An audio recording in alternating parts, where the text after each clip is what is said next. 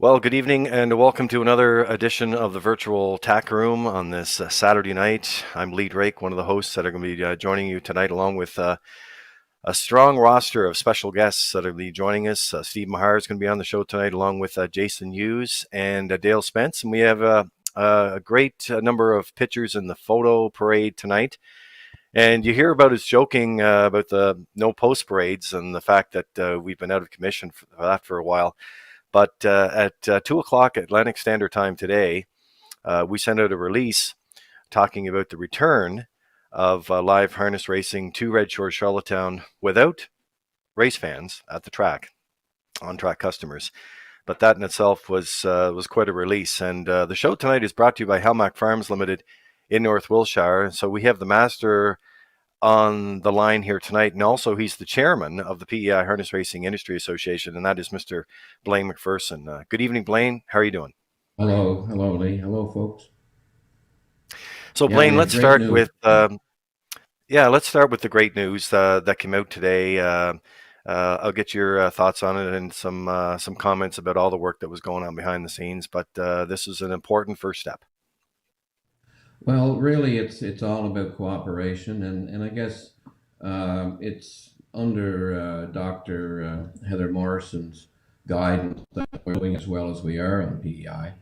And we got together about a month ago, I suppose, and we said we had to talk to the harness racing community and tell them that if we can't go in May, let's tell them. And then we announced that a while ago, and then we said early May we'll have some kind of a decision. We either can't go, we can go. We'll postpone it a little further. So we got together and we put a proposal together to last week, and that's with the Horsemen's Association in Charlottetown, Prince County, Red Shores, under David McKenzie's direction and yourself. And we put a plan together that we thought hopefully would satisfy Dr. Morrison's department. And I'm sure through the help of Minister Compton and Premier Dennis King, that I'm sure they had the confidence that we could do it and still abide by all the rules that are in place today. But it really about 3 weeks ago, or maybe more, we put in place, Red Shores put in place, and have done a very, very good job by keeping the people out of the barns. And if you want to go and watch your horse train, you could go and drive in one entrance into the parking lot, and all of the trainers, they park their vehicles in the parking lot. And for the past 3 or 4 weeks, it's been going very well. And I think it was very well organized. You had a security person in the parking lot, and the people would, it was every second position to watch your horse train. And then if one person left, there was a list there, and that person could go in that spot. So I think we showed that with the cooperation of the horsemen, we really have to thank the horsemen, and the cooperation of Red Shores. They've done an excellent job of keeping track of everybody, who's coming and who's going. So I think the Department of Health with Dr. Morrison had the confidence that we could put on a race program and still abide by the COVID-19 restrictions and not have anyone not abide by those. And really, the only difference that I see that's going to happen, you're going to have a starting gate and probably will have Vance announcing there's not going to be anyone there. All the trainers are training daily. They're jogging and training. It's almost like Groundhog Day. Every other day is exactly the same. So I'm sure they're getting quite anxious to find some fruits of their labor. So anyway, it's great news today. It's all about cooperation, and I think that's why the government allowed us to go ahead.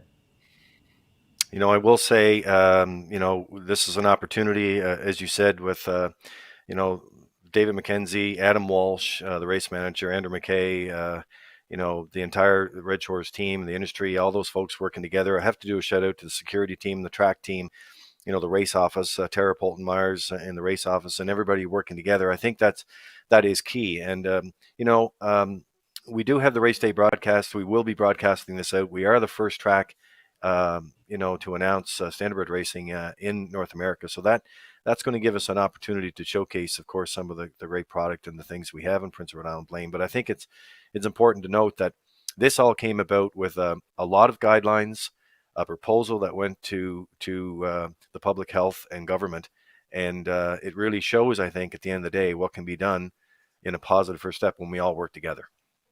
It's all about cooperation, and I think we instilled the confidence of the government that we could do this, still abide by the rules that Dr. Heather Morrison's department have put in place. And it's a new world, whether we want to admit it or not. It's a new world, so we're going to have to get used to doing things virtually. As soon as we get this in place, and we'll get the details out next week. We'll all have a meeting again next week. We'll get the details out of qualifying, how many races will we have in a card, all the different details we'll put out. And we're going to start on Thursday, June 4th, but do we have enough horses for Friday? Do we have enough horses by Saturday? Right now we're going to have all the races in Charlottetown, and we just have to make sure we have a flawless event, and to make sure all the COVID-19 restrictions are in place and we abide by them. And I'm quite confident that we will, because we've been virtually doing it for the past 3 to 4 weeks anyway. So the only difference, we're going to have a starting gate, and we'll have you and Peter, and we'll have Vance and some people from the Racing Commission, and that's about it. And I think we're just the biggest thing. We know from Red Shores, the cooperation's been great between Horsemen and Red Shores. Everybody's trying. They're doing it for the business. So and I know with Red Shores, they put the camera up to help people. They can watch their horses jog, and that's costing Red Shores money. I know that we don't have any revenue coming in right now from the bet, and it's costing Red Shores money, but we don't know what this bet will do. We have no idea. We generally bet 50,000 a race card, 10,000's live, roughly 40,000 off-site. Are we going to bet 150? Are we going to bet 200? I don't know, but I know David McKenzie has a budget, and he has to run his area like a business. And I said, well, let's hope that we can bet enough to pay the bills. Of course, also we've had some race dates, 11 race dates through May that weren't held, and the owners have not had any money coming in. What can we do to help them out? So it's all those things that we'll talk about next week. We'll get some details ironed out, but the big thing that I see as our whole entire group, we all cooperated so well over the past few weeks. Let's get this off the ground flawless. Well, Blaine, thank you very much for that, and good to check in with you tonight. And as I said a little earlier, this is a great positive first step. It's not what everybody wants. Of course, we all want it all, but we also have to take into account right now, this is the best step that we can have right now, and this will lead to other things down the road, as you say, when we do it right. And I'm confident we have the team and everyone working together in the harness racing community to make that happen. Look, before I let you go here, I also want to thank you with your other hat on, and that's with Halmack Farms Limited in North Wiltshire. Your farm there tonight is sponsor on our show. We really do appreciate that, Blaine. And this show was a time, of course, when we had to stay apart. It was an opportunity to come together. So we appreciate your sponsorship. And I just want to ask you about your stallion there, Source of Pride. Your stallion at Halmack, 21 2-year-olds training in the Maritimes right now from his first crop. What are you hearing there? Well, we're hearing great reports. There's 21 of them on the go, and they're all over the Maritimes. Just talking to 2 fairly prominent trainers on the island this week. They have a number of 2-year-olds. One fella has 2 fillies by Source of Pride, and they're the best 2-year-olds in his barn. And I was talking to the other individual this week, and he has 2 colts in his barn, and they're both the best in his barn. And they're in around 220, but everybody I talk to, they want to go ahead. They have great attitude, and of course he's probably the best bred stallion in the Maritimes, and he's got 2 millionaire siblings, and he was 280,000 U.S. yearling. His conformation is impeccable. So he's got great semen quality, able to breed a lot of mares, needs collection. So we're quite happy with him, and he's standing at Blair Campbell's there. So we're getting a very good response again this year, which is wonderful. But the word travels around. There's one in Summerside. I talked to the fellow there, and he's quite happy. There's one in Truro, and I hear it's really good in Truro, and I hear there's one in Inverness that's doing very, very well. So hopefully they do well, and then of course it'll help the stallion in years to come. All right. Well, Blaine, thank you very much, and for joining us tonight on the virtual Tack Room, not only as the chairman of the PEI Harness Racing Industry Association and your thoughts there, but also as a sponsor with Hamac Farms Limited. Thank you very much. Enjoy your Well, night. thanks very much for having soon. me, Lee. It's great. And no problem on the sponsorship. Anytime you can show your farm. I mean, we're quite proud of our farm. We grow some potatoes here, and we have a few horses around, and you probably see behind me there some remnants of past winners in the winner circle. So no, great industry. Love volunteering on it, and I guess we hired you back 15 years ago in 2005, I believe. I was teasing you earlier that the hoedown was on. You used to host the hoedown, but now we've taken you off the hoedown and gave you the Harness Racing PEI, and we're quite happy you're there. You're a great asset for the industry. So really, no, quite happy. Red Shores with David McKenzie and you folks are doing a great job. So all we can do is keep improving. Thanks very much for the opportunity to be on. Okay. Good night, Blaine. Thanks very much. All right. So there's an opportunity. Hamac Farms Limited, our sponsor there tonight. We're going to roll a couple of photos that we have at Blaine's farm tonight. His office is right there at the farm.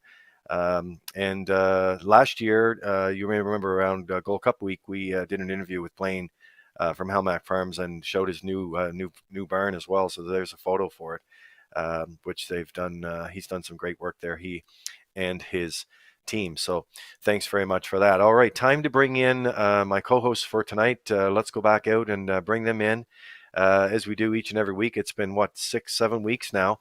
And back out to Cornwall tonight, and my co-host, Red Shores partner, and Peter, it looks like we'll be back together on separate desks, mind you. On separate desks, that's how we're going to set it up. But we'll be back on Thursday, June the 4th. Good evening to you. Hi, Lee, and hi, Jerry and Kent. Looking forward to talking to everybody tonight. Lee, great to see Blaine on there, and that's great news today that you folks sent out. We're going to be back live on June the 4th. I think that's what everybody wants, Lee. It's a safe comeback, which we need, and Lee, let's hope we get lots of viewers on June 4th, and looking forward to that day for sure. All right. Over to Jerry McCabe. Nice to have Jerry back on the show this week. Jerry, how's your week been? Doing good, Lee, Peter, Kent. Good to see everybody again. Great news coming out of the track this afternoon. Looking forward to that live racing beginning again. The weather's starting to improve. Spring's in the air, and we're looking forward to getting outside and getting back into baby steps into our normal routine again. So looking forward to all that. And joining us on the line tonight, the show creator, and it's been a number of weeks now. We continue on with shows. Another great show lined up for tonight. A good evening to Kent Oakes. Kent? Hi, folks. Great to see everybody. It's the first Saturday in May, and we've got some great news that racing is going to be resuming in a few short weeks. And as Blaine mentioned, it's a time of change. Normally, we'd be talking about who won the Kentucky Derby a couple hours ago, because the first Saturday in May is always Derby Day, but that's been postponed until September this year. So it's a time of change, but it's really exciting news. It's going to be wonderful to see our great quality horses and horse people back on the track come the first Thursday in June. All right, yeah, we're looking forward to it. Yes, it would have been the Kentucky Derby Day weekend, and also our Kentucky Derby hat contest that we usually have, and we did that last year. So we decided that we wouldn't go with the hats tonight. We would leave that, but it is positive news for sure. Let's bring in a virtual tack room. Our first guest tonight, boy, I got to tell you, I grew up as a kid watching this gentleman perform on the racetrack, and we were pretty excited, all of us, when we started our calls on Monday to know that we had confirmed that Steve Mahar was going to join us tonight. Over 5,078 lifetime wins, and still holds the record for the most wins of any driver in the Maritimes. And he joins us tonight from his home base in New Brunswick. Good evening, Steve Mahar. Good evening, gentlemen. Steve, we want to welcome you to the show tonight. I know we've got a lot to cover, and I want to start tonight with a question that we always like to start with guests around this time. How are you and Twyla doing on these unprecedented times? We've never seen anything like this, but we want to start to find out how you're doing these days. Yeah, we're doing very well. We're just staying at home here with my wife's brother, and I have two daughters that live here in St. John, so we're enjoying spending some time with them and the grandchildren, and it's been nice. I wasn't when we expecting made it. the announcement, I was expecting to go back to Ontario earlier, but I'm just going to wait it out. Yeah. When we said we were having you on the show tonight, do you still have a tremendous amount of fans in the Maritimes, and a lot of people that you've, through the harness racing world throughout the years, have stayed connected with? And one question that came in to start tonight was they wanted to know, what has Steve Mahar been up to over the last number of years? You may not have been on the racetrack, but that doesn't mean you weren't busy. Can you share with us a little bit of what you've been up to? I've been on the racetrack up to the last year or so, but the last 3 years, I was going to Pinehurst for a few years, and with Garth Henry, he's a veterinarian. He's from the island, and he has horses with Reg Pettipaw. He was doing some breeding to some beach somewhere, and he had some other horses. He got a training center in Ottawa, and he had asked me if I'd go to Pinehurst to train for him in the winter. So I went there for 3 or 4 years and trained for him, and then he kind of got rid of some of his brood mares, and some beach somewhere died, and so Paula Wellwood and Mike Keeling, they have some nice horses, and they had asked me if I'd come and help jog and train for them, so I've been doing that for the last 3 years.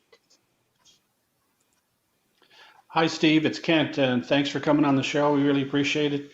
Steve, when we look at your incredible career stats, over 27,000 drives, almost 5,100 wins, 4,300 seconds, 4,100 thirds, and an unbelievable UDRS of 324. You've had a wonderful career, but could you kind of go back to the start, if you would, and tell us how you first got involved in harness racing? Well, when I first got involved, my parents, there was nobody in my family was into harness racing. And we moved to St. John. I think I was like 13 years old, and a friend of mine that lived next door, his father had horses, Don Queen. So I went to help his father, and we'd walk horses at night after the races, and that was no fun. Walk them for an hour, give them a drink every 10 minutes, and take a cooler off, put 3 coolers on. Anyway, we ended up later on, we were very best friends, and we both got our license at the same time. And he went on and went to work for Ray Remen in the States, and I stayed at home. And I went away with Jimmy Doherty for a couple of summers, and we went to Blue Bonnets in Foxborough. That's when I was in high school. And after high school, I kind of got out on my own and worked for Lloyd McKinney for a while, and then Albert Goodine asked me if I'd be interested in go to work for him because Phil Sowers trained for him and he got hurt.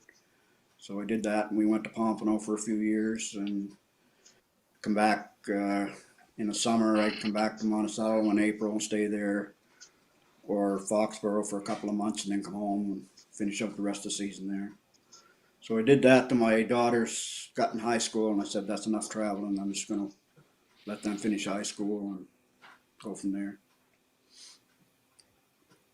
Hi, Steve. It's Peter McPhee. Thanks very much for coming on tonight. When you did come back to the Maritimes and establish yourself as really one of the best guys in the Maritimes, who were some of the owners and trainers that you drove for that really put you on the map here? I think they all put me on the map. I got a list here of some of them. I couldn't remember them all. But Huey Baird had some real nice colts, Seltzer Blue and other very nice colts. And John Davies had some nice colts. Alan Jones, Earl Fram had Alfred and Black Bow Tie.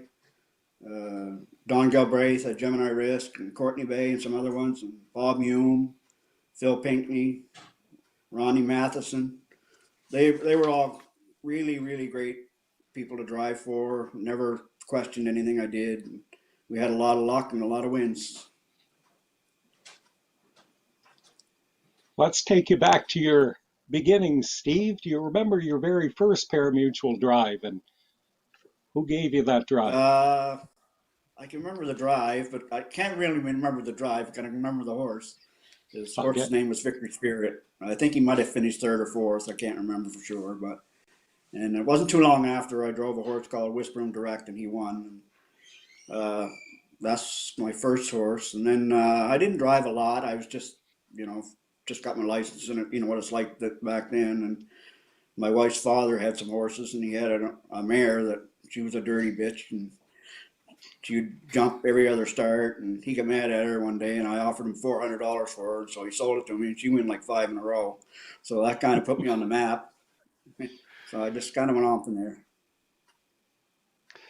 Steve, you mentioned the name of the horse with your first win. Do you remember any of the details about the race and who trained the horse and owned it and that type of thing?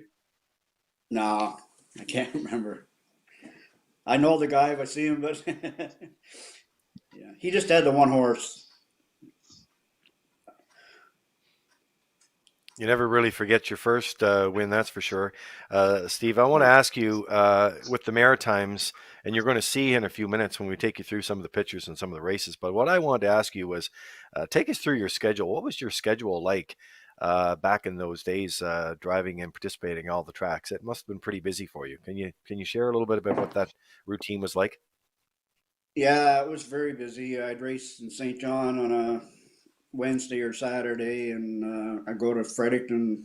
I think it was Monday and Friday, and then when Moncton started, I went over there.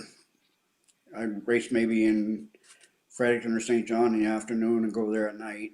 So I was on the road a lot. My wife did most of the driving.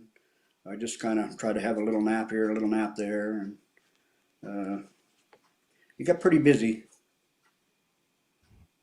You know, I can tell you when we look back over the years of all the magnificent wins you had, we had quite a time actually narrowing it down to even keeping within an hour here because you had so many wins over the years. But we're going to take you back to 1981 in the Gold Cup and Saucer, and with Henry Butler, and I'm going to ask Jerry McCabe to set it up here with the race program to get this segment underway. Well, let's take a look back through the 1981 season a little bit, leading into Old Home Week. Earlier that year, Brad Murray's The Butler Machine was quite sharp and had won a number of races, including setting the track record at Summerside in the Governor's Plate. Romeo Boucher's Pen and Play was another major force. He took the $10,000 Alexander Memorial in St. John and the Earl de War Memorial in Moncton. Another big horse on the circuit at that time, Armbra Ultrasonic, had returned to the Maritimes. He captured the elimination of the 1979 cane pace for island native Ron MacArthur, but he was back being trained by Cliff Murphy and driven by Vince Polton, and he captured the Monctonian that summer. 1980's Horse of the Year and Gold Cup and Saucer winner Saul's Pride was rounding into form, and in July he paced the first 2-minute mile over the Charlottetown Driving Park, the first 2-minute mile on the island, winning over a good field. And in the Gold Cup trials that year, the two previous winners come back to the winner's circle. In the first trial, it was Saul's Pride and Joe Smallwood, narrowly beating Henry Butler and Steve Mahar in 2 minutes and 3/5. Saunders Glory also earned his way into a second Governor's or Gold Cup and Saucer final, and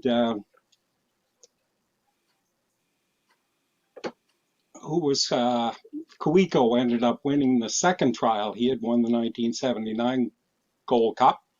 He won in 2-2 over Pen and Play that year. with Mike Downey and Maritime Bred Special Award finishing third. Milton Downey's Timely Robin grabbed the fourth spot. So the post position draw ended up setting up a fantastic Gold Cup and Saucer. The draw didn't go as well for the Smallwood brothers as the trials had. Kawiko ended up drawing the outside post 6. Saul's Pride drew the trailing post 8. And it was a very good week for Steve Mahar and All Springs Farms. They won the consolation on Friday night that year with Gideon Lobel.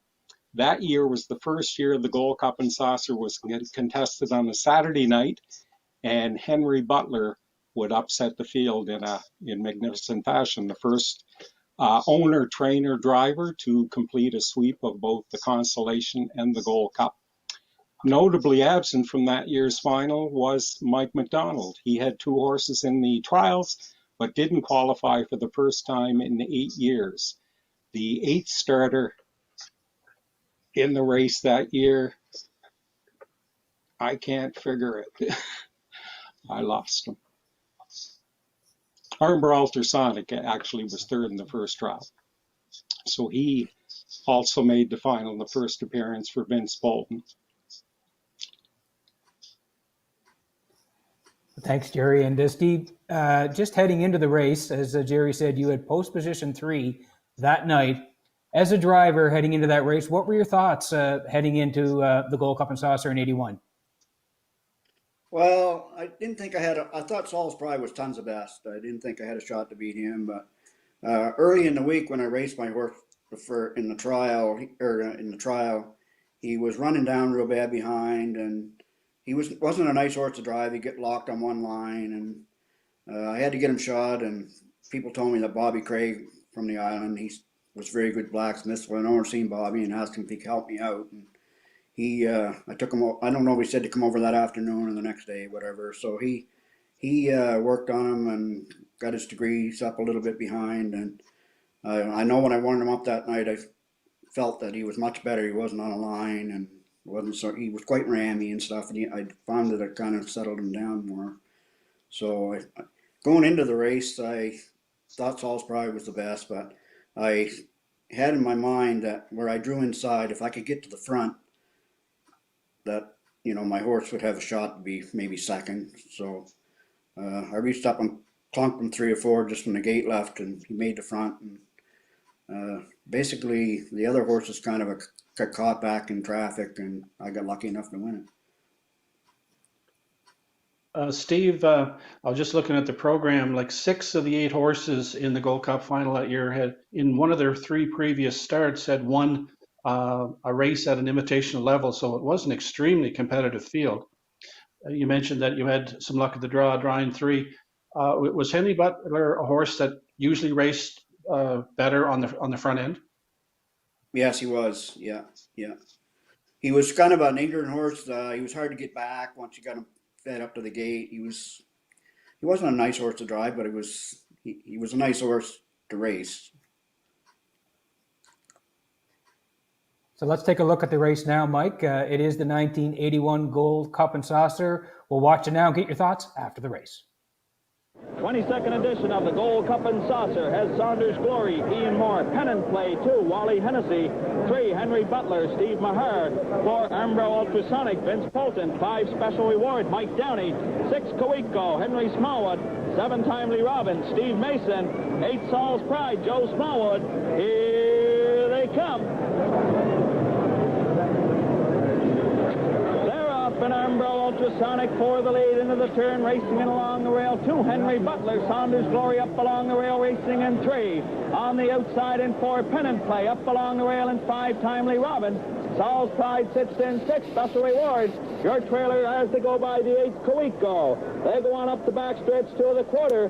Ambro Ultrasonic on the outside, battling for the lead with Henry Butler. Saunders Glory sits in 3, from 4, Timely Robin. Pennant Play in 5. Saul's Pride, Kawiko, Special Reward trails. Ambro Ultrasonic to the top by the quarter. Racing from 2, Henry Butler. Quarter mile race, 29 seconds. It's Ambro Ultrasonic with the lead to the 3/8. Henry Butler racing 2, Saunders Glory in 3. Timely Robin sits in 4 from 5 Pen and Play, 6 Charles Pride, 7 Coeco, and Special Reward Trails. It's Turnbull Ultrasonic with the lead as they come to the half. Henry Butler racing up on the outside in 2, Saunders Glory 3, Pen and Play on the outside 4, Timely Robin up along the rail 5, and a Special Reward Saul's Pride and Coeco Trails 101 by the half. It's Turnbull Ultrasonic to the 5/8. Henry Butler up and at him on the outside in 2. Timely Robin up along the rail in 3. Saunders Glory steps it out on the outside in 4. Racing in 5, Special Reward. From 6, Pen and Play, Saul's Pride, Coeco Trails. They go by the 3/4. Henry Butler on the outside to the top. Umbro Ultrasonic racing in 2. From 3, Timely Robin. Pen and Play on the outside in 4. It's Henry Butler to the 7/8. 1:30 by the 3/4. It's Henry Butler off the 7/8 turn. Umbro Ultrasonic racing 2. Here comes Saul's Pride on the outside. Henry Butler, Umbro Ultrasonic. It's Henry Butler, Umbro Ultrasonic, Saul's Pride on the outside. Gonna be Henry Butler, Saul's Pride, Umbro Ultrasonic, Coeco, Pen and Play, Special Reward, Saunders Glory, and Timely Robin. Henry Butler winning the Gold Cup and Saucer race here at the Driving Circuit for 1981. Well, there it is right there, Steve Mahar, 1981 Gold Cup and Saucer. Boy, I remember. How do you feel now when you get a chance to look at that race? You made as you've done over 5,000 times, you made the right move. You must have thought those horses were coming and you wanted to get out and you made your move at the half, and that was a winning move. How did you feel after seeing that race again? I've watched it quite a few times over the years. It always feels nice. It was like a to win that big winner race? circle celebration too. Big crowd there that night. Being from the Maritime, Steve, what's it like to win the Gold Cup and Saucer? Because like you said, Saul's Pride was the favorite that night, but your horse raced great and you won it. So that must have been one of your big thrills at that time. Oh, for sure. And being in the Gold Cup is a thrill. And when you go behind the gate, where you go in a post parade and the lights come on and stuff, and just a tear comes to your eye. It's that nice. All right, we're going to move on to the next segment now here, Steve. And a horse, we're back to a few years later after that, and a horse that really stands out for you was a Seltzer Blue. Can you give us a little bit of background, your comments about that horse and what that horse meant to you? Yeah, he was a very nice horse. I'd only raced him as a 2-year-old. He raced 13 times and won all 13 races. Sean Shannon trained him, and he was just phenomenal. He was just push button. You could have put a bag of oats on him and he could have won, I think. But yeah, he was a nice horse to drive. He just pushed the button and away he went. He was a nice horse. He could relax on the front end, and somebody come, he just wanted to take off. I think he's way ahead of his time. Well, Jerry's going to set up his career a little bit just to give the viewers out there just how good a horse he was. And Jerry, you have a nice summary of this horse. Yep. Seltzer Blue was Atlantic Canada's Horse of the Year in 1989. The 2-year-old son of Quality Blue Chip was co-owned by Huey Baird and Hazel Scharf of Hampton MB. He was trained by Sean Shannon, as Steve mentioned, and Steve drove him to all 13 of his wins through an undefeated season. He set an earnings record for a 2-year-old in the region that year with over $68,000 on his card. Among his victories were the first 2-minute mile by a Maritime-bred 2-year-old. He set the Maritime record twice that year, both at Fredericton, 2 minutes and 3/5, and then later lowered it to 2 minutes. And later in the year, he won in 57-2 over the 5/8 mile track at New Brunswick Downs to establish another Maritime record. At the end of the season, he was sold to U.S. interests for a report of $100,000. The next year, he raced on the Grand Circuit for trainer Dr. Ken Sieber. He ended up having a hard luck campaign in 1990. He won a leg of the Berries Creek Series at the Meadowlands in Maritime record 153-4 was the first sub 155 mile by a maritime bred pacer at that time. Unfortunately, he came up sick for the final when he would have been morning line favorite. Later in the year, he won the consolation of the Windy City Pace, but ended up ending his career early by an injury. He did have $86,000 on his card that year, and just put together a phenomenal career over a short 2 years. The first maritime bred to leave the region and go on and perform in the Grand Circuit. Just an incredible pace for his time, for sure. When did you realize that you first had a really special horse, Steve? Do you remember? Yeah, the first time I drove him, but I watched him train a few times. He was from, they trained him in St. John, so I watched him train a few times, and he showed me he could come a quarter in 28 seconds anytime. And yeah, he was just an unreal horse. I was very privileged to be able to drive him. Steve, what do you think were the main attributes? Speed, of course, but the main attributes the horse had, which made him, just as you say, almost a generational horse. He was ahead of his time. Yeah, he could leave 100 mile an hour. You could take him off the gate just as easy. You got to the front, you'd relax. If somebody come on the outside, just let them go and come back around him.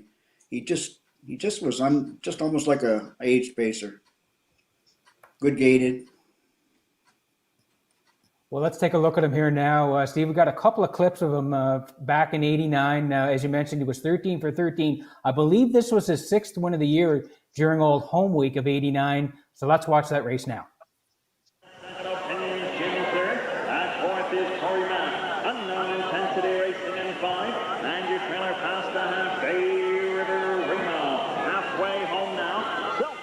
Takes them by here. T-Bear Pride is second. Opinions Jim Racing third. Fourth is Corey Mack. Unknown Intensity fifth. And Bay River Reno trial. 59-3 by the half. They're by the 5/8 mark. Seltzer Blue shows the way by 2. Second is T-Bear Pride. Opinions Jim is racing third. Down the back stretch. Final time to go. And it's Seltzer Blue on top. There he goes. Turning it on now by 2. 3 open line. T-Bear Pride is racing second. Opinions Jim third. Corey Mack racing fourth. Seltzer Blue on top by 3 as they go to the 7/8. 1:30-1 by the 3/4. Off the top turn for home day count. It's Seltzer Blue by 3. T-Bear Pride Opinions Jim drives up on the outside. Seltzer Blue on top. Seltzer Blue by 3. Through the stretch for the mile they count. Seltzer Blue wins his 6th in a row. Opinions Jim second. T-Bear Pride Billy 3. I just noticed in that one too, Steve. You get by the 3/4 and 1:30-1, and you really did a couple of shoulder checks, but that was about it. I mean, he was just that horse was super that day. He was a good horse. I know the night he went in Moncton, there was a hurricane that night. I couldn't believe he went in 57 and done it easy. Well, speaking of that race, Mike, we do have the final quarter of that race, and we'd like to show it here now and get your comments after that, not only about the race, but again about just how good this horse was. We'll play it now. Down the stretch for home, he's still all alone. Seltzer Blue through the lane, opening up 10 lengths, racing to the wire. Seltzer Blue, look at the timer. Seltzer Blue, all alone, going for the maritime record. Watch that timer. Seltzer Blue, 1:57-2. Sorry, I meant Steve. Steve, just there again, 57-2 for a 2-year-old. In the Maritimes at that point. How good of a horse was he? Yeah, and there was a hurricane that night too. He just was a really, really good horse. I was fortunate enough to be able to drive him. That's all I can say. And it's unbelievable. Steve, you mentioned Moncton. I just want to bring you back when we were chatting earlier in the week. You mentioned a few times that Moncton was really one of those tracks that was ahead of its time back in that day. What did you mean by that? Well, not the old Moncton track. Mosquitoes would carry you away there, but the new Moncton track, the guy Arnold Gerhardt bought the land or whatever, and he built it up, the grandstand, and he bought. Oh, I think he bought most of the barns there. He got a lot of people to go there to race, like Mike Campbell and Gordy Hennessy. There was a bunch of them came over there to race, and he bought all the barns. I think he owned all the barns, and we raced there for a while. I drove for Mike Arnold's horses. He had called me and asked me if I'd be interested in driving his horses, and he paid me so much a month and 10% or whatever. And they weren't the greatest horses, but and I was just there to help them out. And Mike Campbell and Joan Campbell, they trained them. And but anyway, we raced, and then I don't know, it was that I think it was a couple of years later. They had a hard job filling the classes, and they decided to race 4 races in St. John and 4 races in Moncton. And first race would go and say like at St. John, and then second race would be in Moncton. And I think only had like 8 races, but you know, to think you could do that back then was quite a thing, I thought. It really is. I mean, it just shows that you know, the amount of outside the box thinking that they had at that time, back in that day, and you know, traveling back and forth for you would have made it difficult because you were at one track, and you know, with only 4 races, you couldn't make it back to the others. So that was that was an interesting conversation. Okay, we're going to start with some photos here. We're going to lead off with this in the section, and what do you remember about this photo here? That's Seltzer Blue. I think that's I think that guy headed was the Dairy Queen representative, maybe the bigger man. Peter Foy. Yeah, Peter Foy. Yeah.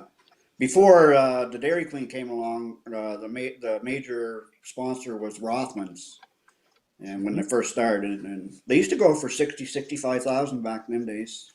You know, the finals. And this photo, of course, Steve, is from I understand, the 1969 Rookie of the Year presentation. That's, of course, you on the left, and with, I understand, Rod Gogan and Donnie Galbraith. Back when you're starting your career, Steve, who were some of the drivers that you really looked up to and were influential on your career? I would say probably Willard Carr. He always admired me. He was patient, and I took a lot of the drives that he drove and kind of try to copy off of that more or less. Or, you know, I wasn't much of a front ender. I always liked to be second over and or third over. I like the other horses do all the work and try to capture them in the end. But the odd time you get a real good one, and the place to be is off the front. So it just all worked out. Mm-hmm. Another top horse for you, Steve, was Alfred in the 1995 campaign. He was top 2-year-old Atlantic Sire Stake champion. He won 11 of 12 that year and over $54,000 in earnings, including the Dairy Queen final.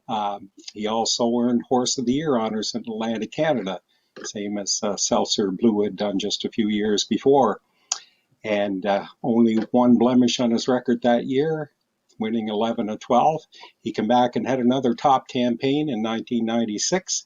Wasn't the top colt that year, but he did make over $57,000 and captured the richest stake in the Maritimes that year, the Barry O'Mackaysack Memorial. $65,000 they went for, and he took his lifetime record of 57-3 on that day.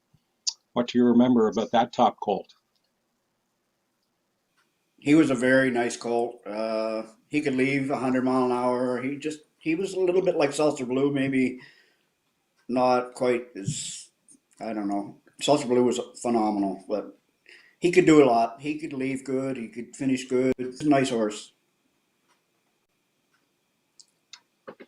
And here's the Atlantic Breeders' Crown Championship in 2003 when you drove Clinton DeBrief for similar connections to Seltzer Blue, owner, breeder Huey Baird, Sean Shannon doing the training that year. He only drove him 3 times that year, but there were all wins that fall at the CDP when he won the Atlantic Breeders' Crown Championship, the $36,000 Maritime Breeders' Final, and the Island Breeders' Final. The next year, he was Horse of the Year in the Maritimes. And at 2, he set the maritime record of 156-2. Went on to earn over 430,000 in his career. Can you tell us a little bit about that other great maritime champion that you were connected with? Yeah, Huey Baird had a lot of nice colts, and he called on me to drive them. I think, like I say, he could have put a bag of oats on a lot of them, and they could have won. But I was just in the right place, the right time. Steve, Well, you know what, just Steve? quickly Sorry, Pete, on the go ahead. win side, 1989, 260 wins. 1990, 284 wins in the Maritimes. What was it like back then to win so many races, drive so many good horses, and drive for so many good owners? I don't know. It's hard to believe when you look back, and it was. I had like 20 some years, and I had over 100 wins every year, and I never had a bad year, honestly. Even today, I can say that I never ever had a bad year. And yeah, I traveled a lot. You know, I was running here, running there. And my wife did most of the driving. I just kind of tried to have a little sleep here and there. She worked when we started going to Bangor. She worked in the race office down there, and she had her clerk's of course license and charter's license and judge's license and so on. So, and my daughters, they both sold tickets on the island for years, all home week. So they traveled around with me most of the time. We stayed very close, and we still are close.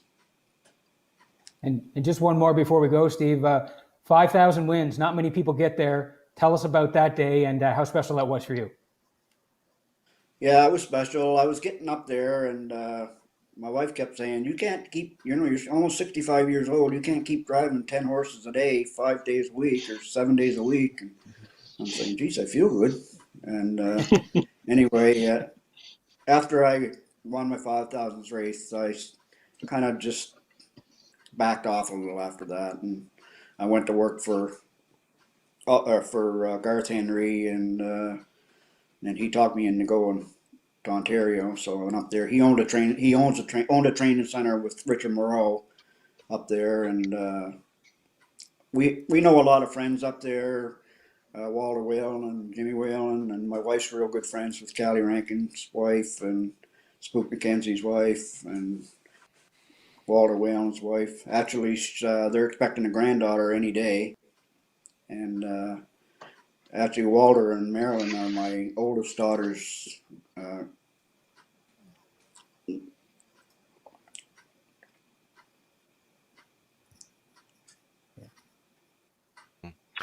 Well, Steve, we could just like happens in tack rooms. I'm sure over the years we could talk all night, but we have to move along. And you know what? We really do appreciate you taking the time to talk to us tonight. We've really enjoyed the trip down memory lane on the virtual tack room, and hope you and Twyla and your whole family stay safe. And we look forward to talking to you again sometime soon. Very good. Thank you very much. I appreciate being on, and hopefully everybody enjoyed it. We'll keep up to date. All right. Steve Mahar, our special guest tonight on the virtual tack room tonight, is brought to you tonight by Hamac Farms Limited in North Wiltshire. And when we talk about special guests and virtual tack rooms, the shows, we've been trying for a couple of weeks now to make sure we had a spot for him to get him into the show, because I've had some requests that came in, and we right now are very pleased to welcome the Blue Knight, Jason Hughes, to the virtual tack room tonight. Jason, good evening. Hey guys, how are you? Hey Jay, how are you Doing doing? great, Jason. Welcome. Pretty great to be on. Tough times, and everybody's getting through. Great news today, and yeah, we're pretty excited about it too. I want to ask you first, Jason, like we do with all guests that are coming in, how are you and your family doing during a time like this? well, we're doing pretty good. My daily routine hasn't changed a whole lot. My wife is working from home. She's teaching my boys from home and online schoolwork, and So yeah, no, we're surviving. Everything's going well. Jason, how many horses do you have in your stable right now? Or are you actively going with? Currently, we have 23 horses. We have 12 2-year-olds. We have 6 3-year-olds, and we have the rest are race horses. So yeah.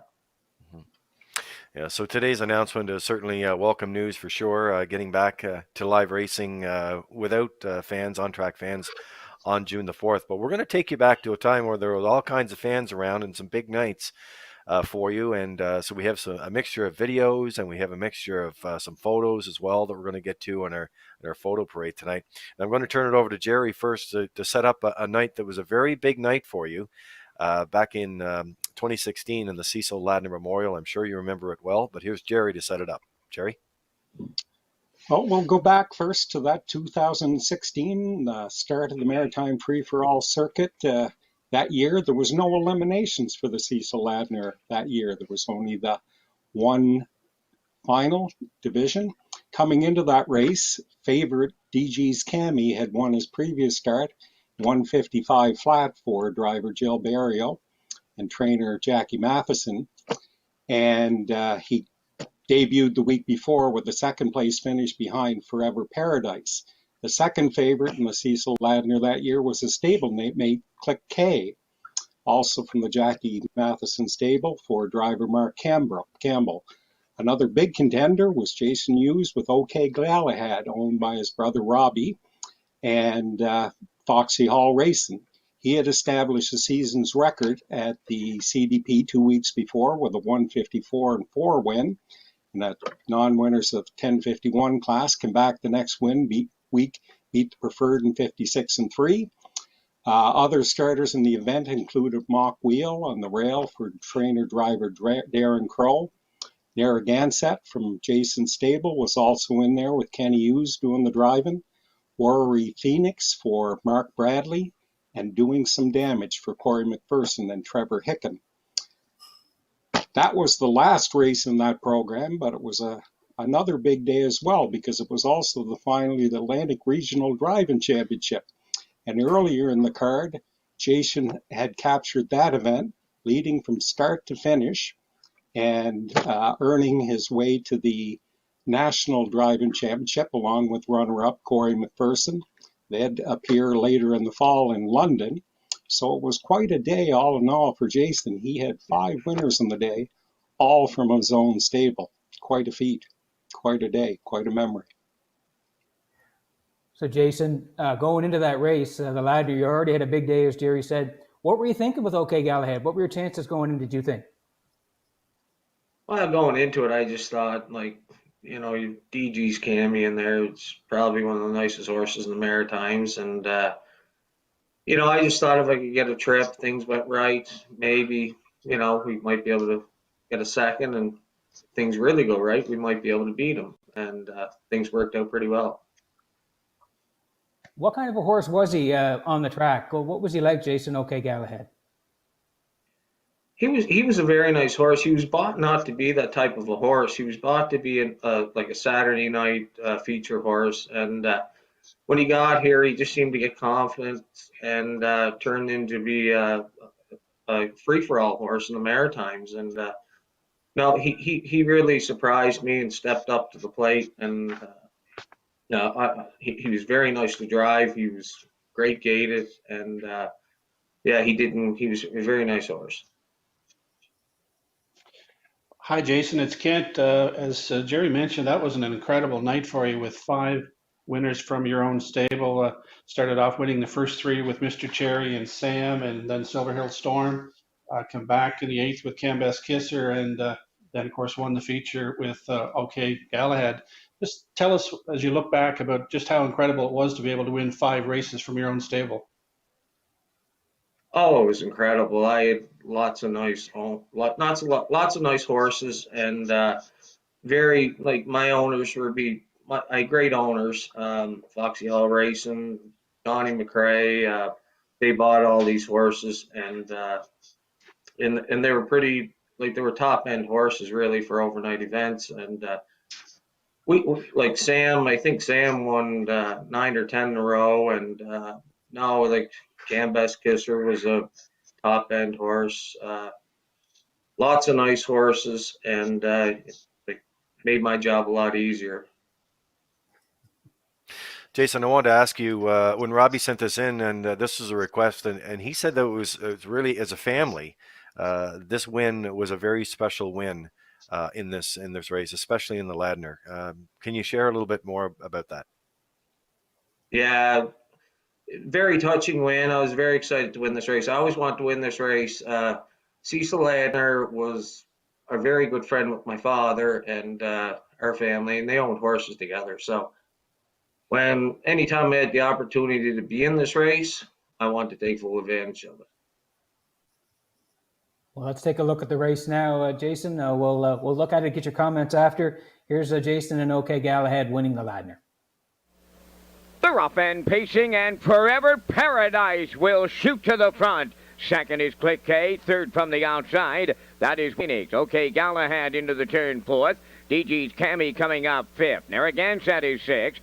Then it's Mockwheel seventh, and the trailer, that is doing some damage. So they move to the opening quarter, and we've got early movement as Campbell pops the pocket and sends Click K to the point as they arrive at the quarter mile. Forever Paradise now second. Third up the rail is Where Are We Phoenix, the opening quarter. Wow, there's another one.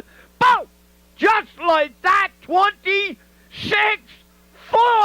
and we had movement up front. Click K on the point for Mark Campbell by 2. Forever Paradise, third at the rail. That is Where Are We Phoenix. Now fourth is OK Galahad. There goes DG's Cammy, and out pops OK Galahad. Narragansett is sixth. Seventh is Mock Wheel, and doing some damage, trailing the field. They were halfway home. 55-1 was the time. Click K the leader. Campbell's going to work. OK Galahad now second. Third up the rail, Forever Paradise. DG's Cammy coming fourth. Fifth on the outside is Mock Wheel. Then in sixth, Where Are We Phoenix? Seventh doing some damage. Again, set the trailer. OK Galahad made front. 3/4 in 1. 25-2. OK Galahad the leader. DG's Cammy is second. Up into third.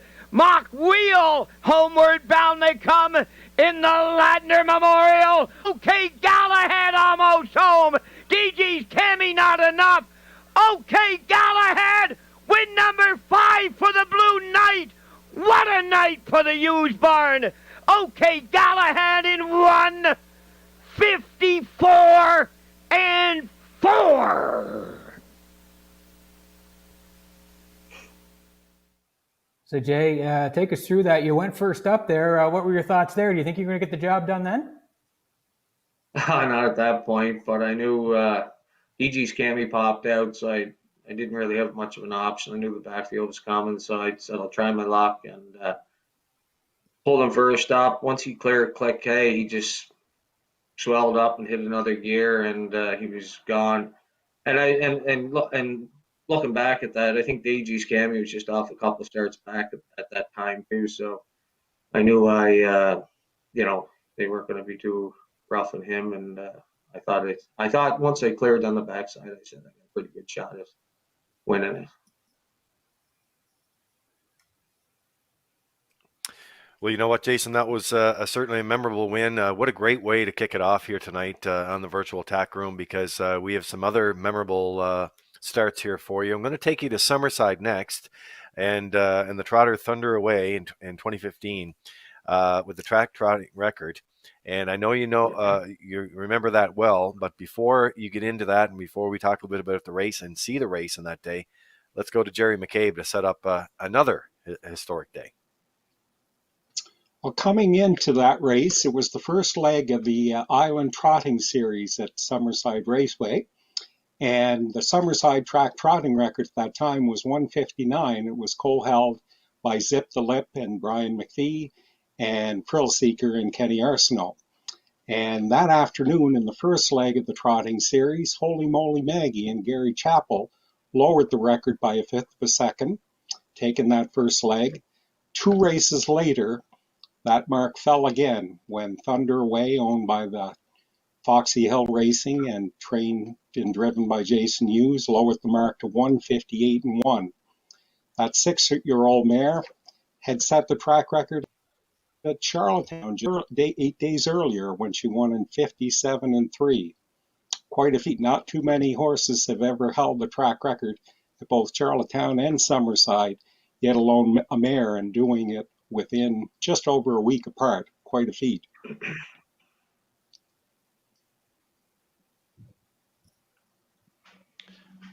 Yeah, as Jerry mentioned, there's quite a feat to set a track record. What made Thunder Away such a special horse, Jason? Well, she wasn't really that special. She was kind of a big cranky mare, but no, she could rough it. You know, you get her away. She got away slow, but she'd always keep coming in. Fortunately enough, them 2 races, we had quick fractions up front, and she got them up. You know, she picked up the pieces at the end, and everything kind of worked out well.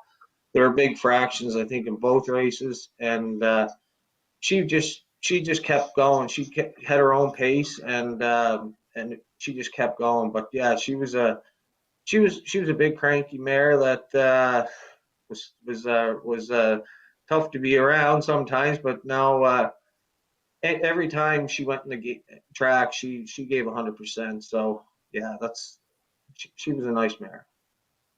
Well, let's take a look at the race, Jason, and then we'll get your thoughts after this. Kennel Buddy, West Key, Pleasure Girls, Osprey Impact, Thunder Away, How Max Pride, top of the stretch.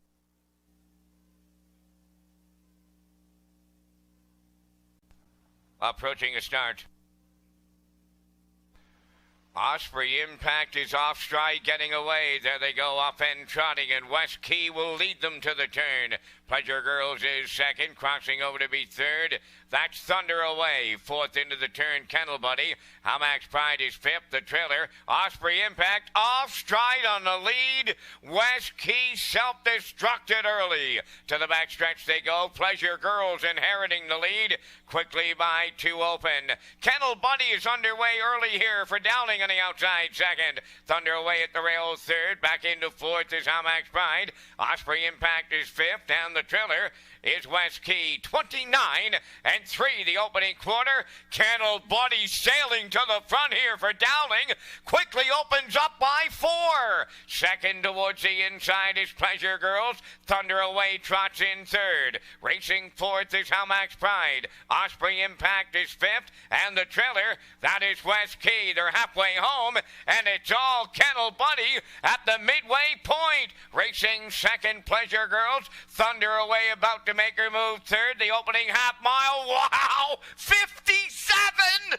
3/8 left to go. Maybe record time again here. Kennel Buddy on the engine going to 3/4. Pleasure Girls second. Thunder Away tipping to the outside third. How Max Pride well off the front group fourth. Then in fifth, Osprey Impact. West Key in the outside, trailing the field. They arrived at 3/4 in 1:28 flat. Thunder Away takes over for Hughes, and he's all alone now with an 8 left to go. Kennel Buddy is second, Pleasure Girls third, Osprey Impact coming on to be fourth. Homeward bound they come. Can they set the record at both island tracks? The Blue Knight knows it. He's up against the stopwatch. Thunder Away and a going away winner. Second was Osprey Impact. Third goes to Pleasure Girls. Oh, yes! 1:58-1. She holds it at Charlottetown and Summerside now. Thunder Away for the Blue Knight. Well, as Vance Cameron said there, it's the Blue Knight up against the stop clock. But I was, when I was watching that race, Jason, you had a ton of ground to make up, especially at the half. And you made it up. And did you think that you could go after the record then? Yeah, things kind of worked out. She kind of struggled in the turn, so it kind of worked out that I didn't have to move over to the 5/8 and let her set sail down the backstretch.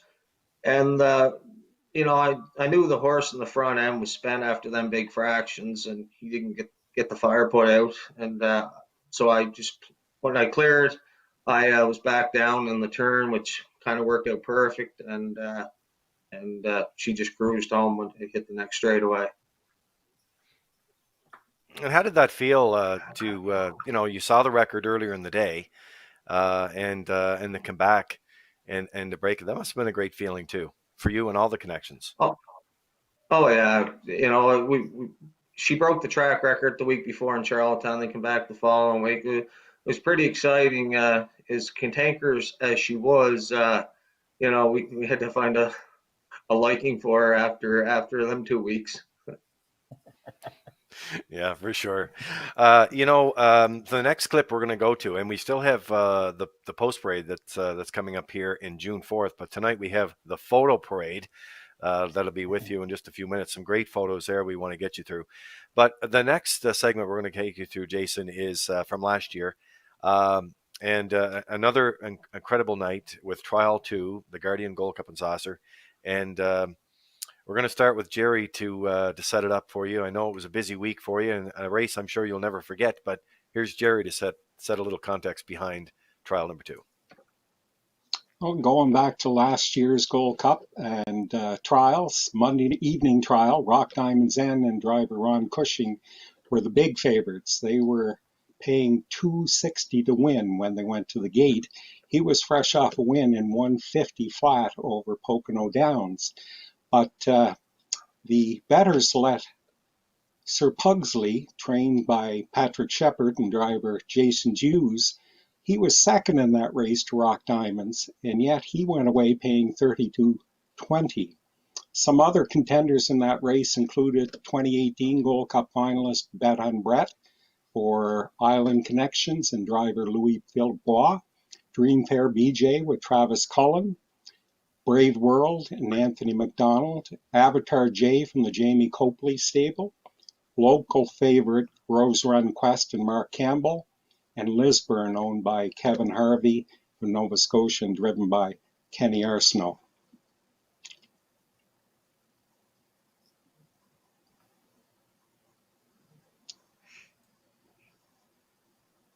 So, Jason, that race heading into it with Sir Pugsley, your thoughts about that? And that first turn, Jay, was a little dicey. Yeah, it sure was. No, we didn't know. Patrick Woodburns bought this horse off of through Mark Weaver, and he didn't have a whole lot of knowledge on him, and he brought him here for the race, and he just said, get him around, do what you have to do, and so when we get into the race, going in the first turn was, I said, I didn't know what was going to happen. I said, my best scenario is to go right for Travis Cullen's back. And I thought if I try to avoid him, I catch a wheel or catch a front foot. So I said, best scenario is I was always told to try to go right for the action if all possible. But he overcame that, and we get out around, and we got away in the 3-hole, and first turn wasn't that nice, but after that, it kind of worked out. There was a horse parked, and we ended up getting out around the last turn, and he just fired home that horse that night. He can pace fast for an eighth of a mile. And the funny thing about it is, after we got under the wire, Ron Cushing looked at me, which he raced against this horse week in, week out in Plainridge. And he told me, if you can keep that horse covered up, he can pace an eighth of a mile as fast as any horse he's ever seen. So, and that's what he did that night. Wow. Jason, did you have a lot of opportunity to look at some of the races that Sir Pugsley had competed in previously, and kind of had a strategy of how you wanted to position him during the race, and how much did that change during the race? Well, I watched a few of his replays, but it was kind of hard to compare them as he raced in Plainridge majority of the time. So I just, he ended up trucking in late, And like Patrick Shepard, my cousin, she trained him, and he said to me prior to the race, he said, "Listen, let's just try to get this horse in the race, and we'll worry about next week. Just let's get tonight over with first." So no, I didn't have a whole lot of knowledge about him, just other than I watched a bunch of his replays prior. But as I said, they were hard to compare because it was, Plainridge is a different size track. So Jason, just before we go to the race, and you did a great job of getting him around that first turn. To me, Jay, when I watched the replay, he looked racy the whole trip. Did you feel that way, that he was really going to fire once you moved him? yeah, no, he was he was aggressive right from the word go, and I knew getting around the last turn. I said if I can get an opening here, and luckily enough, Anthony McDonald's horse just got tired out enough that I get out in time, and he was very aggressive and strong the whole mile, and finished up very strong. He sure did. Let's take a look at this race. One of Jason's biggest wins in his career last year, Gold Cup trial, Sir Pugsley. The Guardian Gold Cup and Saucer Trial number 2 lines up on the gate. Rock Diamonds, Dream Fair BJ, Bet on Brett, Sir Pugsley, Brave World, Lisburn, Rose Run Quest, Avatar J on the grand stand side. There's 8 of them, and they're right on the gate. Top of the stretch. Here they come. They're up and pacing along the rail. Rock Diamond's the first one out. Second is Dream Fair BJ. Between horses, Bet on Brett third. 3 wide around the turn is Brave World. Off stride on the run on the turn went Dream Fair BJ. To the back stretch they go. The leader, Rock Diamonds, and Ron Cushing. From the outside, Brave World, and a brouhaha going on in trial number 2. The opening quarter's going to be sharp, and I mean sharp. By the quarter they go, and it is Rock Diamonds. Check it out. Boom!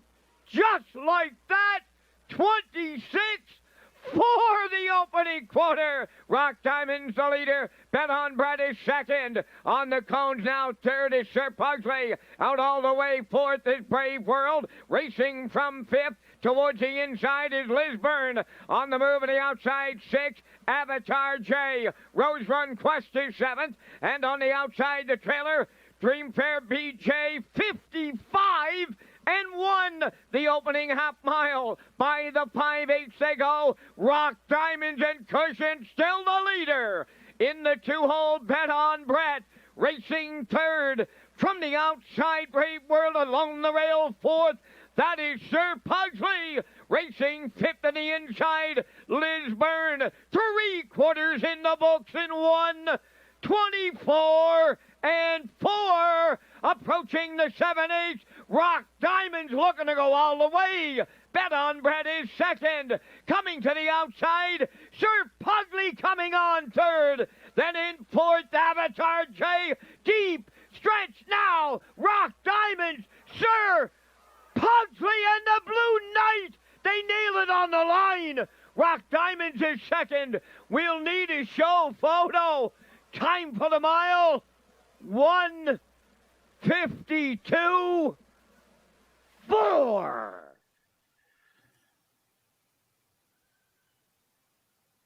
Jason, I was working the broadcast that night, made my way down to the winner's circle after to greet you at that time, and there's a look at the slow-mo. I think one of the first questions I asked you at that point was, you get a chance to look at the replay too. That horse was basically stopped.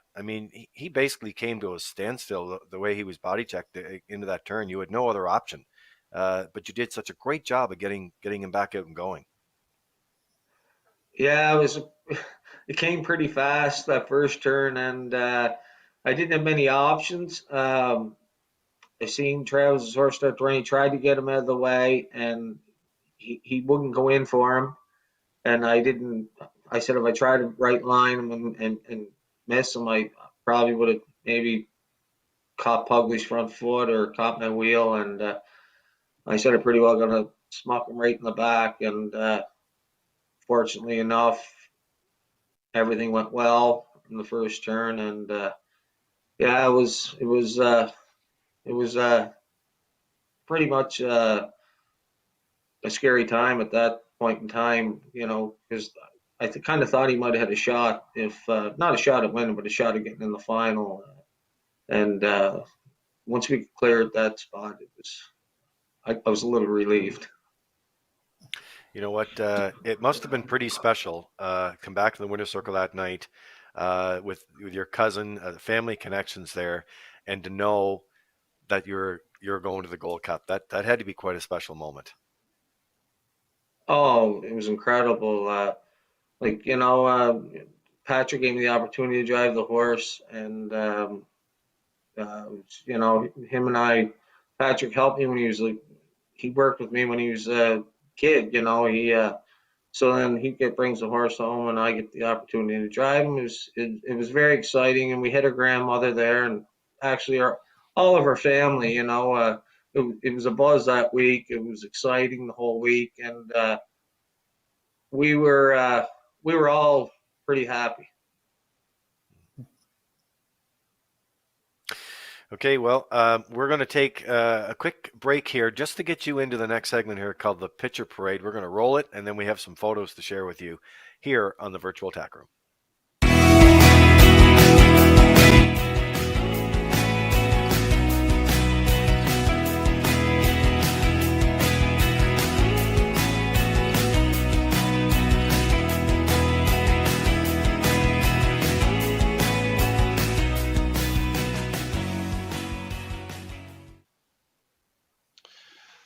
Yeah, folks, Prince Edward Island is so lucky to have so many strong harness racing families and a history and heritage that goes back for decades. And thanks to Jerry McCabe and some other folks, we've been able to find some photos with 3 generations here. This is Jim Hughes driving Little Jill in a race in Charlottetown. And then the next photo, I understand, Jerry, you've got a photo of Jason's dad, Ken. That's correct. This is Ken, Jim's son, with a horse, Newport Jason, that was homebred by Jim and owned by him. A Newport Robbie out of Eleanor's Lady, and a nice solid racehorse for a number of years throughout the 1980s. Ken did some driving himself, operated a small stable at the CDP for a number of years, and like Jason mentioned earlier, had partnered with Cecil Ladner and Jack Quinn, and owned a couple of nice horses, K and the stakes winner Rouge Baron. Jason later took over his dad's stable and got his start, and had a lot fewer horses back in those days, but got a big stable now. And Jay, do you know this guy on the screen here driving now? Oh yeah, that brother Kurt, yeah. And that's I believe him and Edgewater RB. Now, would he be hot dogging here a little bit? Would you say in this photo, or what? Oh yeah, he's got the lean on. He's yeah. When he get out in front, he liked to put the show on. And Jay, that horse, Edgewater. Yeah, he would. Yes, and that horse, pretty special horse for you guys, Edgewater RB. Yeah, no, yeah, he was a very special horse. We bought him with back a yearling, and we trained him basically right through, and yeah, we had a lot of success and a lot of fun with that horse, Kurt and I. Right on. I think there's one more, Lee, of the photo parade here for Jay. And what do you remember about this guy? That's Sonchai. That was a Buttonwood Farms owned that horse, and Nick Oakes trained him, and he was actually my first Breeders' Crown win, which was very exciting.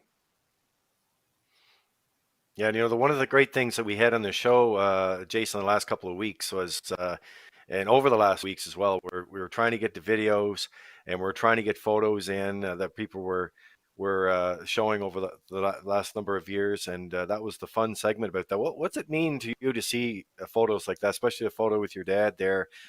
What's it like to see some of those photos from the past? Your brother Kurt in the bike as well, who does such a great job with us now on the broadcast as well. But what do those pictures mean to you? Oh, it's very nice to look back and see old photos, and just shows you the family tradition and what it's all about here in Prince Edward Island. And no, it's that's what it's all about, and very nice to look back and reflect on all that history. Well, Jason, I know you have a busy time. You continue to work in the barn area under times like this. You and the rest of the horse racing community have done just a wonderful job keeping safe distances and practicing all the safety procedures that we have. We're excited to get back on the track coming up on Thursday, June the 4th, and I know you're closing in on more milestones and a lot more memories, and we're going to be right there with you, capturing it all. And it's just a pleasure to have you on the show tonight. Thanks very much. Greatly, and thanks, guys. I'm very pleased and happy to be on it with you. And hopefully, maybe our next chat might be in my tack room, and maybe not too far along. Well, we've had a few of those. We And have. next door over Kenny Arthnos too, yes. And Danny McDonald's just around the Exactly. corner. So Yeah, all right. exactly. Great. Have a Take great night, care. Jason. Take care. See you, Thanks. Jack. See you guys. All right. All right. So as we get going tonight, boy, it's hard to believe we were rolling right along here on the virtual tack room tonight, brought to you by Halmack Farms Limited in North Wiltshire. And we had Blaine McPherson on a little earlier tonight. Now we're going to a gentleman who just returned home not long ago. He spent the winter along with fiance Mackenzie McGinnis in Florida with the Dr. Ian Moore stable. And I think with a little luck tonight, we're able to hook up with Dale Spence. And there he is. There's Dale. Dale, welcome back home. Good to see you. Thank you very much, Lee. It's a pleasure to be home. Hi, Dale. First of all, I want to ask how you and Mackenzie are doing. You've been in Florida for a number of months. Could you take us through that? First of all, how are you doing, and what was it like coming back from Florida to PEI? We're doing great at the moment. We're held up here in the homestead for a couple of weeks. We fortunately enough, though, we have the old gray brood mare Joanne Jett out in the field with a yearling filly that we're doing a little bit of work with, and things are good here. We're finding small stuff to do, keeping quarantine, keeping safe, and that's all you can do at the moment. Mm-hmm. Well, it's good to see you guys back home. Over the number of months that you've been there in the sunny south, tell us what it was like. First of all, how did that all come about, and what it was like to work with Ian and Nancy Moore and the crew there? Do you know what? Just an amazing experience. Winner. Ian and Nancy treated us nothing but first class. I mean, Ian, as decorated as a trainer as he is, to get to learn from him on a day-to-day basis was just an honor, to be honest with you. And that training center, it's a very special spot. There's a lot of really, really good people there that treated us just phenomenal. I mean, I can go through them all. Jackie and John, Boot and Shane. I mean, you had Ian, Nancy, our co-workers. We had Dustin Boyd, Emma Pearson, as well as Brad Furlot. Sorry, and next door was Carl Jameson. You're on the track every day with these guys, as well as Herb Miller. You got Carter Pinsky and Marlis Pinsky. They own the property there and operate it. And, you're on the track every day with these guys. And just what an honor to get to rub shoulders with the best in the business on a day-to-day basis all winter long. You go golfing together. It just becomes a lifestyle. Dave Miller's there, Ronnie Waples. I mean, it's just there's countless numbers of people that just made this winter an amazing experience. Dale, what did a typical day look like for you in Florida? Tell us about your day from start to finish. Our alarm clock rang right around 5 o'clock in the morning. We headed to the barn to take care of world-class horses, as far as I'm concerned. I mean, you got your 3-year-olds coming back. You got tattoo artist Denali Sealster. You got O'Brien Award winner Century Farrow. Hopefully Gold Cup starter this year, Cashmere Richie P, along with a great group of babies. We went to work around 5:30 every morning. We did our thing. We loved what we did. And, come 12, 1 o'clock, you had everything all tidied up around the barn and horses all put away. And, then it was time to go golfing. I mean, we went golfing with Ian and Carl James, John, Boot and Shane. Atlee Bender and Hannah Miller, Herb Miller. I mean, it's just a great experience. It's hard to. I won't live any other way. That winter was just amazing. Dale, it's Kent here. Can you tell us about some of the 2-year-olds that you had the opportunity to train that really impressed you? Yeah, I just wanted to touch on the first of all the Arthur Blue Chips. I mean, Arthur's new to the Maritimes here. We were fortunate enough to have 2 of them in the barn. We had a standout filly. Her name is Lady Arthur.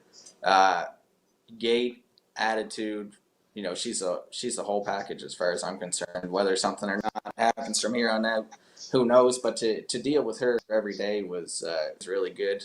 And also we had a colt Arthur Blue, and he had the gait, the speed, the attitude, and I really believe that Arthur Blue Chip's going to change things here in the Maritimes. Also, we had the pleasure to deal with the first crop of State Treasurer. Right there is actually a Shadow Play colt that you see on the screen there. His name's Shadow Warrior. He was a little bit close to my heart. He was one of the only geldings. Well, he was the only gelding. He didn't have the greatest start, but man, did he ever come along this winter, and that's a real nice shot of him there. We dealt with the first crop of State Treasurer, Dietrich Seelster. He was one of the horses I had the pleasure of taking care of, owned by Alan and Sally McDonald of Sorry. He started out, and we weren't really sure about his attitude at the first, but he came along real nice. He's in the top set now, along with another colt that I took care of, Twain Seelster. He's a better's delight, and to get to deal with animals of that stature every day is a real honor. Dale, I have another photo here that when I saw it come up on the Facebook feed, you and Mackenzie were posting some awesome photos. Now, take us through this day. You're in your suit. I know you're with Ian that day as well on the track, but this is a phenomenal picture in Top Flight. Tell us a little bit of background on this. Yeah, that there is Cashmere Richie P. He holds a pretty special place in my heart too. I mean, I remember getting to sit behind him the first day jog, and when we first went down there, the old horses and 3-year-olds were on turnout. They didn't start back until mid-January. So the first day that I got to jog him, I come off the track and I said to Mackenzie, because he was one of the horses that she was taking care of. I said, "Geez, Mackenzie," I said, "this horse is all class." Just a classy individual. So that day there was actually qualifying day, and he was in a qualifying race against Century Farrell. They trained down together phenomenal, and that day there, Richie was just awesome. That was my fastest mile ever right there until the next qualifier. How fast did you go? I believe it was 53 flat. I had 52 and a piece on my watch, but the official time said 53 and 1. The next, and he was just completely under wraps there. It's when you're dealing with those horses, there's just another gear. I mean, we hit the head of the stretch, and I just tipped him off Ian's back a little bit and let them race down the stretch, and never asked him, just sat on him and enjoyed the ride. I have to ask you, there's some photos, this horse here, but talk about the photo, and also I want to know how Mackenzie got along as well, and what kind of an experience that was for you two to be in Florida and to be working with Ian and Nancy. I mean, that must have been so great to not only to gain the knowledge, but also to be there at that time. It was, Lee. I mean, Mackenzie thoroughly enjoyed herself like myself. She didn't get on the golf course as much, but we just to Ian and Nancy, just to deal with them every day. It's the wealth of knowledge that they have and the way they treated us. During tornado warnings, there wasn't even a question. We were right over to their place, and that was just the way it was. They wouldn't have it any other way. They treated us as if we were family, and we were really. That colt there, that's Twain Seelster. Very, very talented Better's Delight colt, purchased for around $87,000, I believe, at the London sale. Yeah, he's quite an athlete to deal with every day. He's definitely quirky. He's got his little quirks there. He's not a huge fan of tractors, but I think with a little bit of age and a little bit of maturity, I think he's going to come out of that just fine. Well, it's certainly great to have you guys home, and as you heard today, of course, with the announcement with racing. That's positive news. And as we head back to the racetrack here, Dale, I'm going to turn it over to Jerry McCabe to set something up, which was a very special day for you. back at Exhibition Park Raceway in the Milton Downey. And Jerry McCabe has a summary. Thanks, Lee. Back in 2013, the Milton Downey Memorial was held 2 weeks after Old Home Week for a purse of $4,000. It attracted a field of 5. The race favorite in that Lightning and Earl Smith. They were coming off a win in the Premier's Pace Gold Cup and Saucer Night. All Terrain had catch driver Jill Barrio. Dance Hanover with Todd Trites and Hyperion Blue Chip for Mike Downey rounded out the field. Big League was a 4-year-old son of Four Stars Shark. He was owned and trained by young Jonah Mose from North River. He had finished 7th in the Exhibition Cup at Truro in his only other appearance on the Maritime Free-for-All circuit that summer. But earlier in the month, he had won a leg of the Premier's Pace at the CDP and finished 2nd in the final to touch the Lightning. And the week before the Downey Memorial, Kenny Arsenault drove him to a 154-3 win at the CDP in the Preferred 2. In the Downey Memorial, Dale Spence, St. John boy, got to sit up behind him for the first time. They went down the highway and set up a new track record at Exhibition Park. The old record, 54-3, was shared by Sandy Hanover and Mike McDonald and Woodmere Topcat and Todd Trites in 154-3. Dale and Big League shaved 4/5 of a second off that record, and it still stands today as the track record in St. John. Yeah, no, that was a phenomenal day, Jerry. Track conditions really played into it. I mean, you're talking, it was the end of August roughly. That day there was no wind. The track was phenomenal. And, I just remember coming around the first turn and, that leading up to it, when I was looking at the program, Earl Smith, one of the more decorated horsemen in the Maritimes, he had Touch of Lightning there, very, very good horse. Had just bested this horse, as you said, in the Premier's Pace. He had win over Big League. Big League was coming in to this race in fine form. He had 2 wins and a second from 3 starts. And the biggest advantage this horse had going into the race was from the day he was broke, he went over that racetrack. He was foaled in Norton, New Brunswick. Cheryl Greer foaled him. Sean Dooley purchased him along with his brothers, and I believe Cheryl actually kept a piece of him too. He was able to learn his early lessons over that racetrack and trained right down. Looked like a real good horse. They sent him away and sold him. And then, he comes back here to the Maritimes, and that was actually his first race over EPR since he had been there too. So, track conditions, the horse was coming in very, very confident. It just all made for a perfect storm that day. Dale, it was the Milton Downey Memorial, who was certainly one of the giants of the history of racing in the Maritimes, and certainly a very influential person in St. John. St. John was your home track. You grew up there. It must have been really special to win a race named in that gentleman's honor, plus set the track record in your hometown track. Most definitely, Ken. I mean, that was a huge honor. Going into the race, I didn't have aspirations of setting a track record, but when I showed up to the barn that day, Jonah Mose was there, and he had mentioned to me, he said, "This horse is ready for a track record today." And I said, I'd love to be a part of it, because good horses are good horses. I mean, I was just happy to be along for the ride that day. It was my first ever invitational event, to be at my home track in St. John with family and friends there. And, I felt quite a deal of pressure coming up to that race. I was only 20 years old at a birthday coming up in October. And, this was just a great day. Let's take a look at the race now, Dale. The track record in EPR, it still stands. It was 2013 in the Milton Downey Memorial. And let's watch Dale win here with Big League. The gate swings round the turn from the rail out. Dance Hanover, Stephen Trites, All Terrain, Gilles Barrio, Touch of Lightning, Alan Earl Smith, Big League, Dale Spence, Hyperion Blue Chip, Mike Downey. A field of 5 behind the gate in the Downey. Here they come.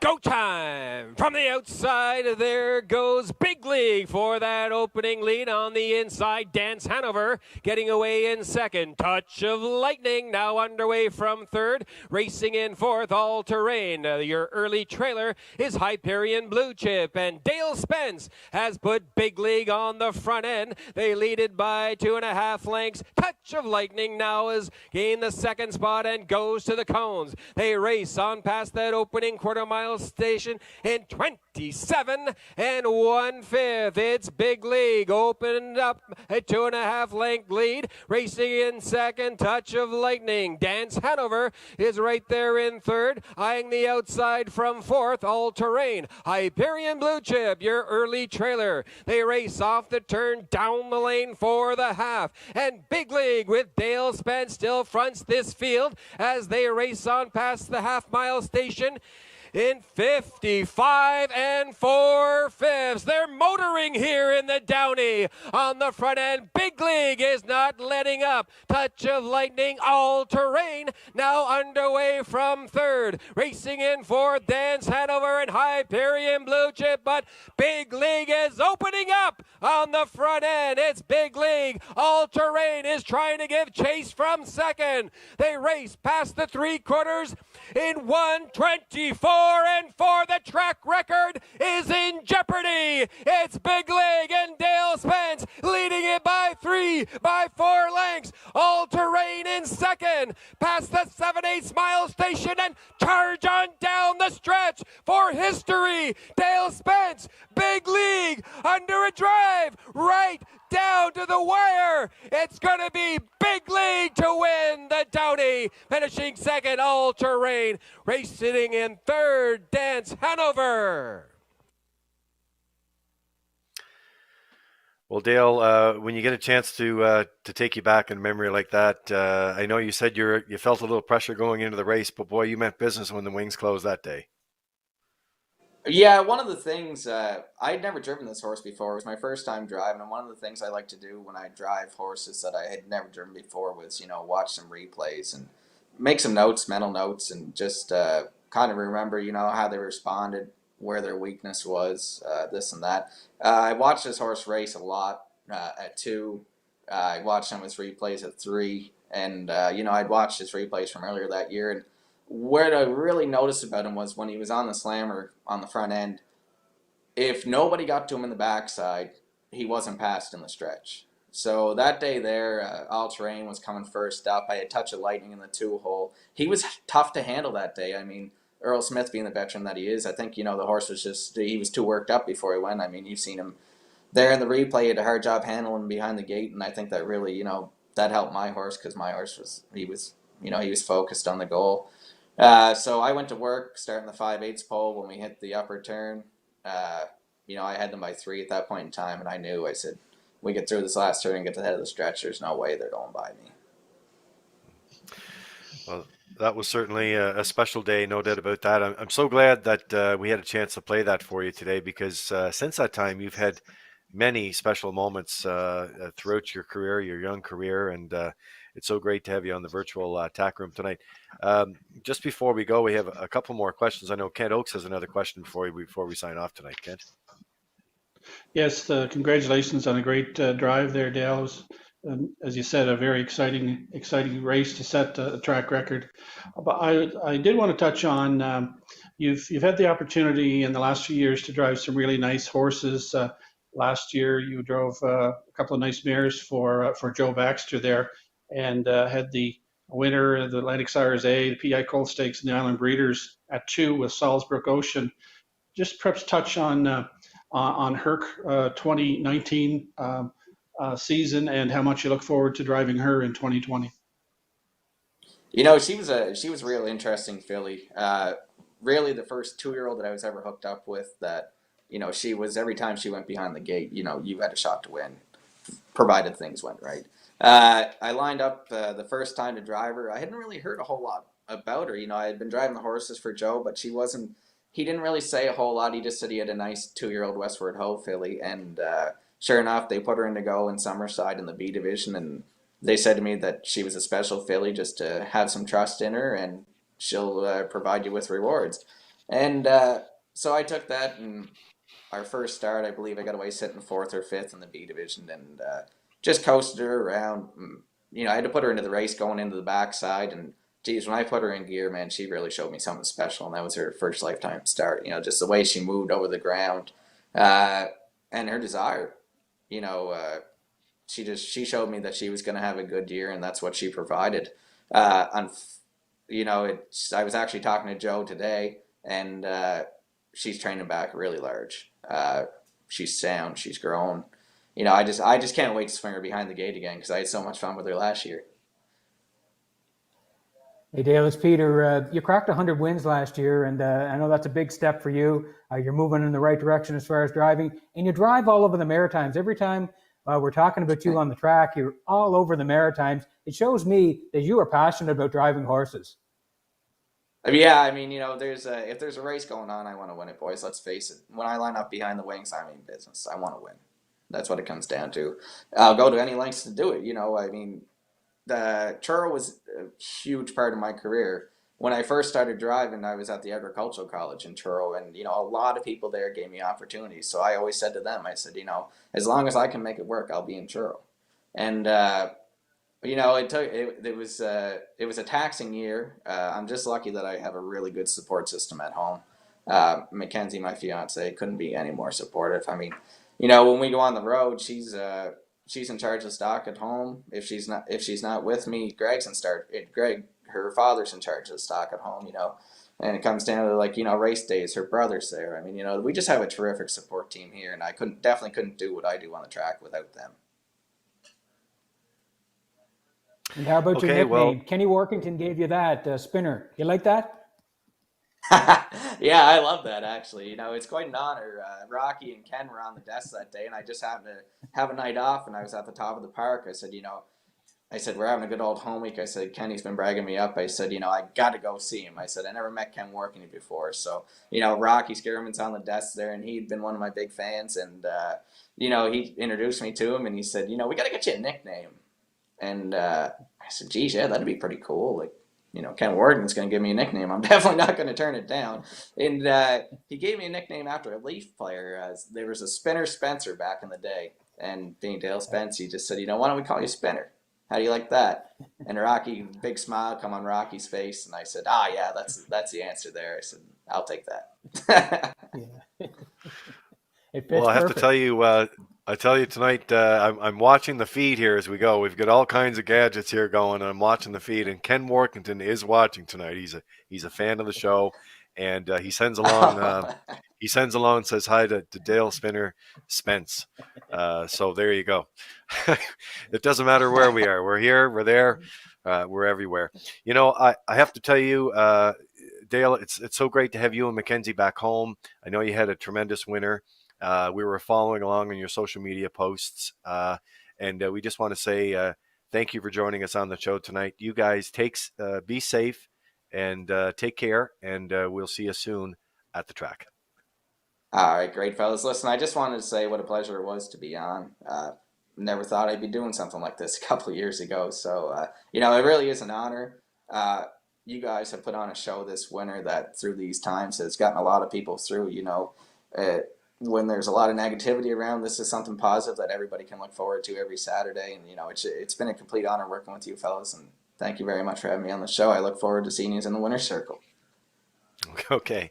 Thanks a lot, Dale. Hey, Dale, look forward to seeing you.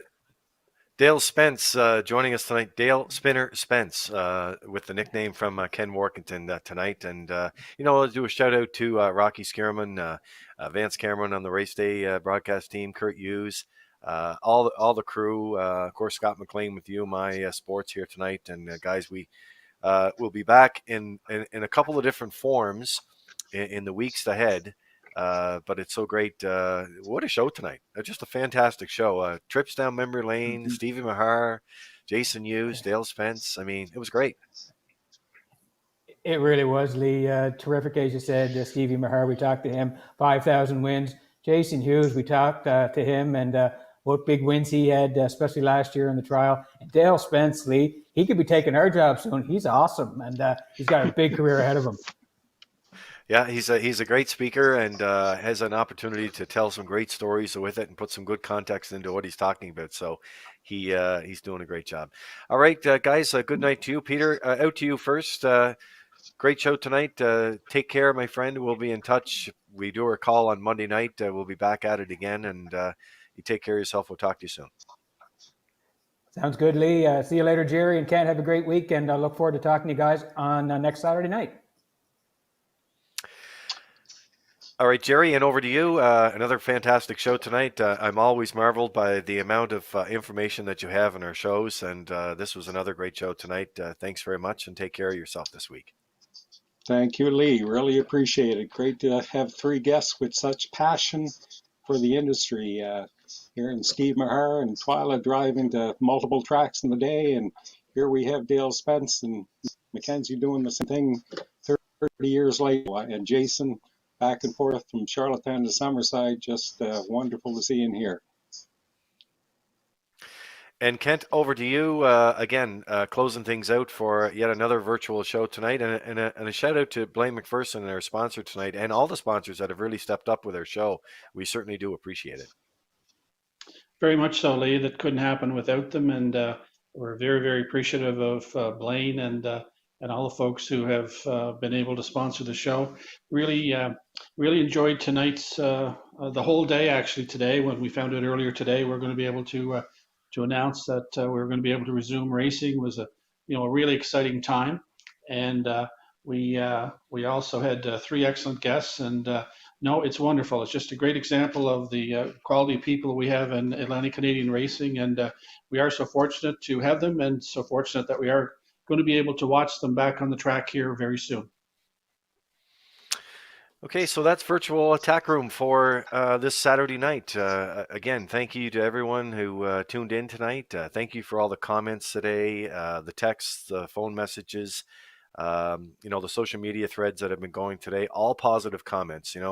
I really appreciate your positive comments. Means so much to the entire team and everybody that's working so hard behind the scenes, even to get us to this point, which is very, very important. So you know what? Thank you for that. It really means a lot to each and every one. So from the virtual attack room, I'm Lee Drake signing off for tonight. Thanks for joining us. We'll see you next week.